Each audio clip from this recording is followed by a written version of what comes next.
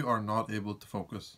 And no, your type of focus doesn't count, where you sit and pretend to do work for an hour, when you're really daydreaming for 50% of that time, checking your phone for another 25% of that time, and then that last 25% is where you actually do work. So you end up sitting at your computer for an hour and only getting 15 minutes worth of work done. And I wouldn't call that focusing nor doing work. But you may say to me, oh, I always do that and I get my work done on time. Sure, that very well may be true.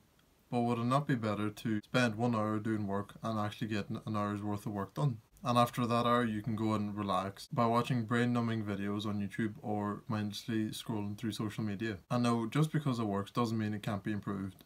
Can you read a book? Yes, you can physically read, but can you immerse yourself in what the book is saying and the stories that are being told in it? Or do you have to go back and reread every page 4 times because your mind can't focus and settle? Since what you usually do is just divert your attention to whatever catches your eye. So that may take the form of clicking on whatever YouTube video has the flashiest thumbnail, or mindlessly scrolling through social media and stopping at every meme that catches your eye, or whatever girl you see that has the nicest body. And I know you follow a lot of girls on Instagram because you can't get any.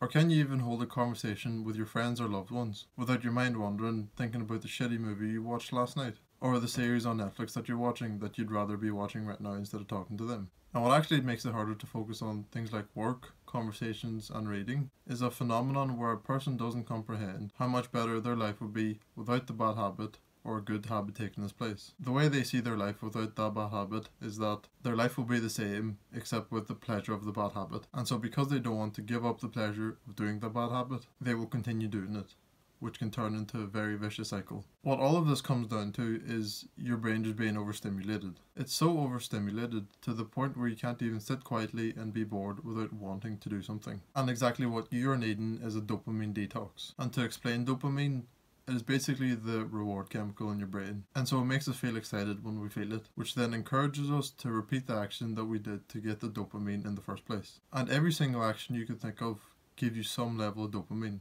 Things like reading, journaling, waking up early, meditating, eating clean, whole meals, and doing work are examples of doing delayed gratification activities, which actually give you less dopamine because you get the rewards of those activities in the future. But things like watching Netflix, sleeping in, eating snacks, and scrolling through social media are examples of instant gratification activities, which give you way more dopamine because you get the rewards of your actions instantly. And I'm sure you can tell the difference between delayed gratification and instant gratification activities. Instant gratification activities are the bad habits basically that will keep you in a rut and won't move your life forward at all. Whereas delayed gratification activities will give you a sense of fulfillment and will actually move your life forward. And so the problem here is that you doing instant gratification activities will mean that you have no motivation to do any delayed gratification activities. And so it actually makes sense for your brain to be resilient to do those delayed gratification activities, since there will be a huge difference in doing instant gratification activities and delayed gratification activities in terms of the dopamine that it produces. And this will unfortunately forever be true because your brain believes that it's doing the right thing by motivating you to do the activities that give you the most dopamine. But little does your brain know, when you give in to those urges to do instant gratification activities, your life is rotting away. It's very similar to alcohol tolerance or sweetness tolerance. So the more of it that you have on a consistent basis, you will need more and more of it to actually feel it. So like I already mentioned, in order for you to be able to learn to focus, you need a dopamine detox, which is basically just lowering your dopamine baseline. And step 1 of this would be to try it out, as you learn things most effectively by experiencing them yourself, and not as much when you only hear people talk about it. So you could watch 10 hours of videos where people talk about their dopamine detox, and it won't be nearly as good as you actually doing it yourself, even if it's for 1 day.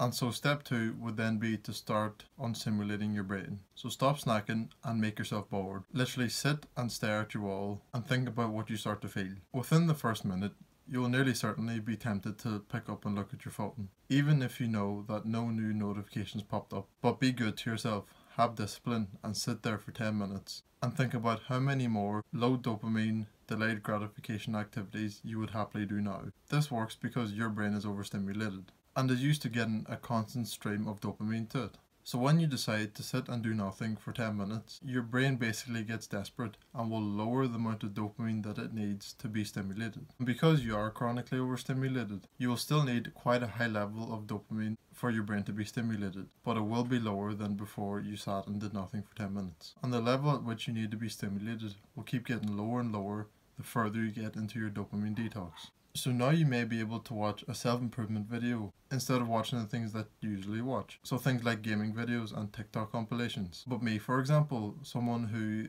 isn't overstimulated, if I sat and did nothing for 10 minutes, I would happily go outside and enjoy the weather or sit and read to stimulate my brain. And step 3 would be to replace the instant gratification activities with delayed gratification activities. So when you're not doing hyper-stimulating activities, you'll replace those with much less stimulating activities, like reading, meditating, or working, which still somewhat stimulate your brain, but it's nowhere near as much as instant gratification activities do. And it's only to a level where it's a sustainable amount, where you're not going to lose motivation for doing the hard things that ultimately make your life better. So it is very crucial that you stop doing instant gratification activities and replace them with delayed gratification activities in order to give you a more fulfilled life and make you happier. And everything I said will apply to you even more if you have entrepreneurial goals, because if you have goals like that, it means you will need to sit down and do the hard and boring work, because you know that doing that work will bring you closer to where you want to be and closer to the goals that you want to achieve as well.